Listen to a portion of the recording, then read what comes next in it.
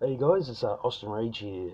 Today I'm going to do a movie review on the 1987 Hellraiser, which is written and directed by Clive Barker. Hellraiser is one of my all-time favourite sort of horror franchises. Growing up in the 80s, you grew up with these good old classic horror movies like Nightmare on Elm Street and Friday the 13th. Hellraiser was right up there with them. The first Hellraiser movie, it stars Andrew Robinson, Ashley Lawrence, Doug Bradley, and Claire Higgins. The movie follows the character Frank, who he buys a box. It's a puzzle box, and he finds out how to open the box up, and it releases these demons from another dimension called the Cenobites, who send out these chains and hooks and virtually tear him apart. He disappears without a trace, and a few years later, his brother Larry and wife Julia move into the family house, trying to repair their broken down marriage, I should say. And while they're moving the bed, Larry cuts his hand on a nail, and the blood seeps into the house, and Larry, Larry's brother Frank, who disappears, been torn apart years before, the blood soaks into the house and starts regenerating his Frank's body. He turns into like a skull with flesh on it, and he's hiding in a room upstairs. His wife, Larry's wife Julia, who before she married Larry had an affair with Frank. She goes into the room and finds Frank in there, and he somehow convinces her to get her more blood so he can repair his body to how it used to be, so they can continue on their relationship. So she starts going to bars and picking up men, bringing them home and killing them for Frank.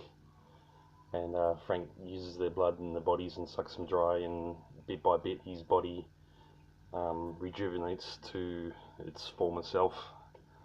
Um, Larry has a daughter, Kirsty, who doesn't live with them, and she drops by once in a while to visit. She's a bit suspicious of her stepmom, her father's new wife, Julia, and follows her around, and it's like finds out um, finds out the mischievous things that Julia's doing, and goes in to investigate.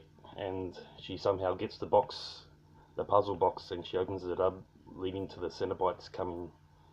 And she tries to make a deal with the Cenobites not to take her life or her soul, and she's going to try and get Frank to go with him, take back to the dimension, or back to hell, I should say.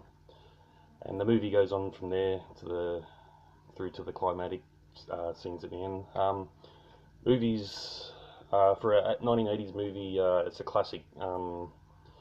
The effects are really good especially on Frank's body, as his body's going through different stages. The effects are good. The Cenobites, led by Pinhead, who's a very popular horror character.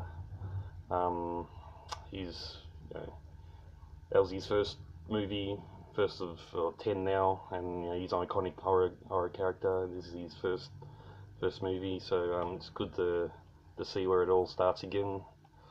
The movie's it goes for an hour and 40 minutes, so it's a bit to go through, but you're never really bored. It keeps you watching all the way. It doesn't really get boring, and always keeps you entertained. The horror aspects, it's just classic horror, 80s horror. They don't really make good horror movies like these anymore. So if you really want to watch a good 80s horror movie, Hellraiser's right up there with like the original Nightmare on Elm Street and the Friday the 13th. I'll give this movie an 8 out of 10. I strongly recommend if you like watching a good horror movie on a Saturday night. It's well worth it, and I'll catch you around next time.